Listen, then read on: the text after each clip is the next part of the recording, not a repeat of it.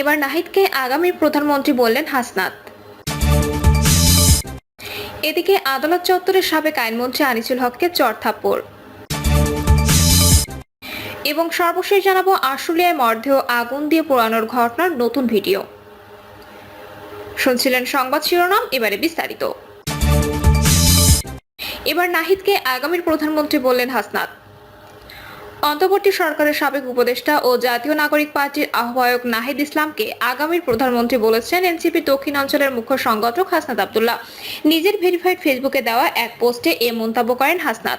ওই পোস্টের সঙ্গে নাহিদ ইসলামের সঙ্গে বসা একটি ছবি জুড়ে দিয়েছেন তিনি। মূলত নাহিদ ইসলামের জন্মদিনের শুভেচ্ছা জানিয়ে এই পোস্টটি করেন হাসনাত। হাসনাত আব্দুল্লাহ ফেসবুকে লেখেন, শুভ জন্মদিন বাংলাদেশের আগামী প্রধানমন্ত্রী নাহিদ ইসলাম। ওই পোস্টের কমেন্টে মোহাম্মদ বাবু নামের একজন লেখেন, শুভ জন্মদিন বাংলাদেশের আগামী প্রধানমন্ত্রী নাহিদ ইসলাম। ভবিষ্যতে তো আপনি হবেন আমাদের দেশ সেরা হিরো, যে এক হাতে দেশের উন্নতি আর আরেক হাতে কেক কাটবেন। রহমতুল্লাহ লেখেন, নাহিদ ভাইয়ের হাতে পড়লে বাংলাদেশ নিরাপদে থাকবে। জাহিদুল হক মানিক লেখেন, জীবনের প্রতিটি পদক্ষেপ হোক নিরাপদ ও বরকতময়, শুভ জন্মদিন। এম নূর হাসান লেখেন, শুভ জন্মদিন জুলাই গণ অভ্যুত্থানের মহানায়ক।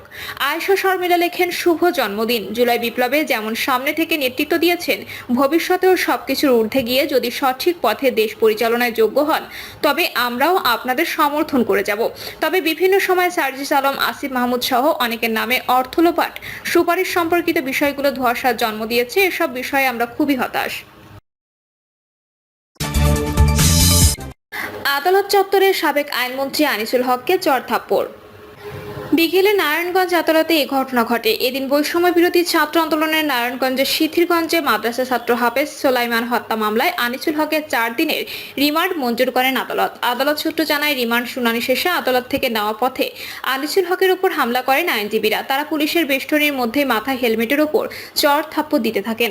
এক পর্যায়ে পুলিশ আনিসুল হককে নিয়ে দৌড়ে ঘটনাস্থল ত্যাগ করে। তার আগে আইনজীবীরা সহ সাধারণ জনগণ আনিসুল হকের ফাঁসি চেয়ে আদালত প্রাঙ্গণে বিক্ষোভ করেন। তবে এ বিষয়ে নারায়ণগঞ্জ আদালত পুলিশের পরিদর্শক মোহাম্মদ কায়ুম খান বলেন, শুনানি শেষে আদালত থেকে আনার পথে মারধর করার চেষ্টা করেছিলেন, কিন্তু পুলিশের বেষ্টনী থাকার সুযোগ পায়নি। রিমান্ডের বিষয়টি নিশ্চিত করে তিনি বলেন, সিনিয়র জুডিশিয়াল ম্যাজিস্ট্রেট মঈনউদ্দিনের কাদিরের আদালতে সিআইডি 7 দিনের আবেদন করলে 4 দিনের রিমান্ড মঞ্জুর করেন আদালত।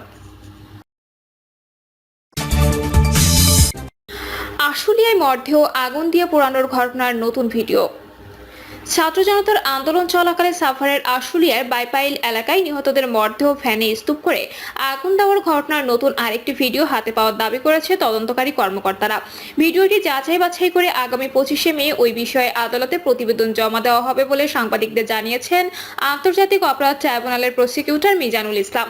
তিনি সাংবাদিকদের একথা বলেন, প্রসঙ্গত অভ্যুত্থানের শেখ হাসিনার পতনের দিনে গত বছরের 5ই আগস্ট আশুলিয়া বাইপাইল এলাকায় পুলিশের সঙ্গে আন্দোলনকারীদের ব্যাপক সংঘর্ষ হয়। ওই ঘটনায় বেশ কয়েকজন নিহত হন বলে পরে জানা যায়।